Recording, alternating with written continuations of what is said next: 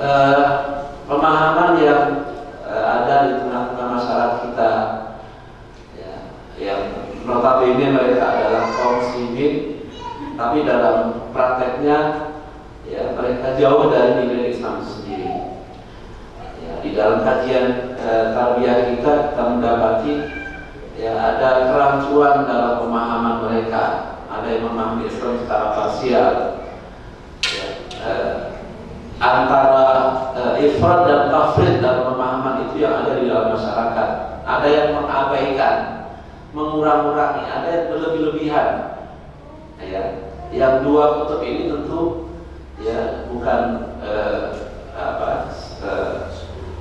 pemahaman yang kita harapkan. Islam adalah agama yang ya wasatiyah, yang tengah-tengah, yang moderat. Ya, la ilaha illallah wa la ilaha illallah. Kalau terjadi ifrat dan tafsir dalam pemahaman, ya maka juga terjadi ifrat dan tafsir di dalam prakteknya. Oleh karena itu, ya, beliau ikhwan dan akhwat, para pemirsa yang dimuliakan Allah SWT, ya, harus ada perhatian bagi kita, ya, setiap kader, setiap dai untuk melaksanakan ya dakwah, ya, bagaimanapun caranya, ya, dan ya, agar kita melihat sisi kelebihan yang Allah berikan kepada kita, ya, di dalam mengajak orang agar orang itu ya bergabung di dalam dakwah tersebut.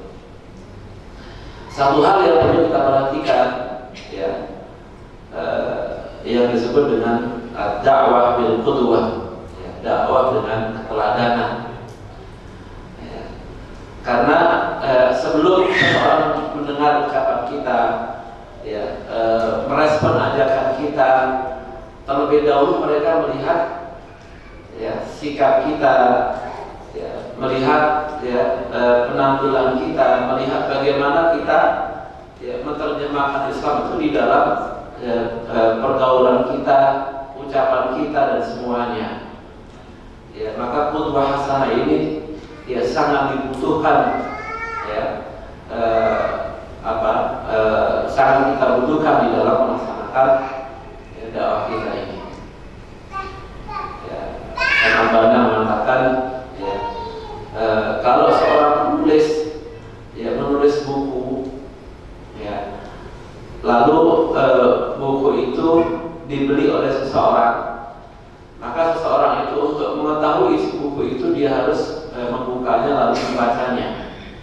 Tapi seorang dai yang al-qudwah, dia adalah kitab yang terbuka, ya, yang semua orang bisa membacanya, semua orang bisa ya mengenali risalah yang dibawanya melalui sikapnya, melalui tutur katanya, melalui akhlaknya.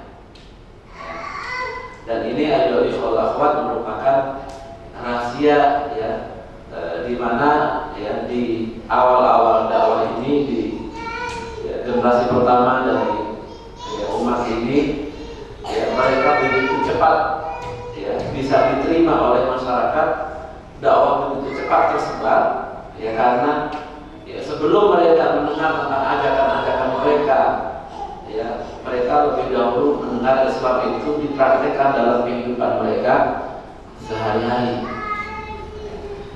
Kita ingat ketika negeri Syam, ya, dikuasai oleh Islam, kemudian direbut kembali oleh orang-orang Romawi, ya, di antara mereka ada yang berkomentar, ya, mereka mengatakan sesungguhnya ya kami sangat menikmati, sangat merasa nyaman ketika berada di bawah kekuasaan orang-orang Arab ketimbang kami berada di bawah kekuasaan ya bangsa kami sendiri, ya, agama kami sendiri, karena mereka mendapatkan ya rasa keadilan, rasa kasih sayang, ya, dan sebagainya yang diajarkan di dalam Islam.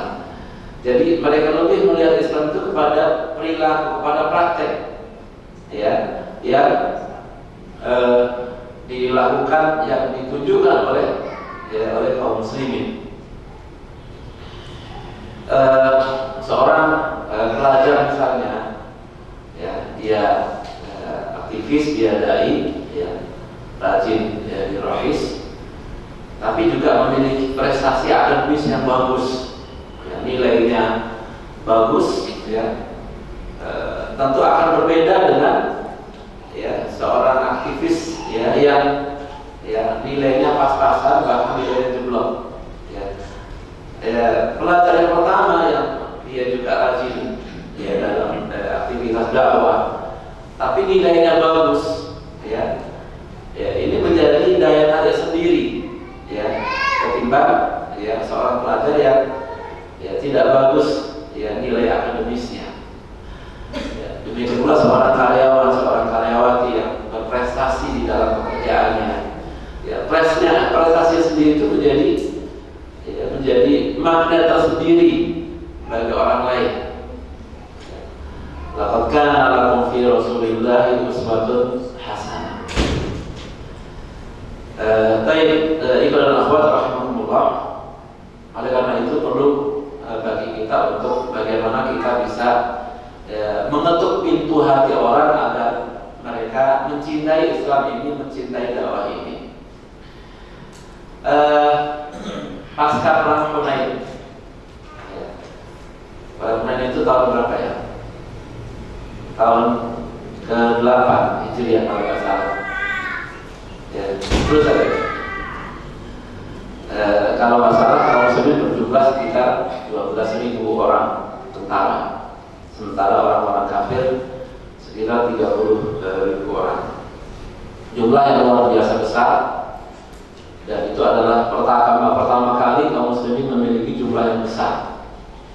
Ya, sampai mereka ada huruf.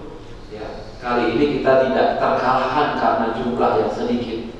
Yang selama ini jumlah pasukan kaum muslimin selalu ya, lebih sedikit. Ini pun lebih sedikit, tapi mereka merasa bangga karena jumlah yang mungkin ya ini fenomenal jumlah yang besar itu.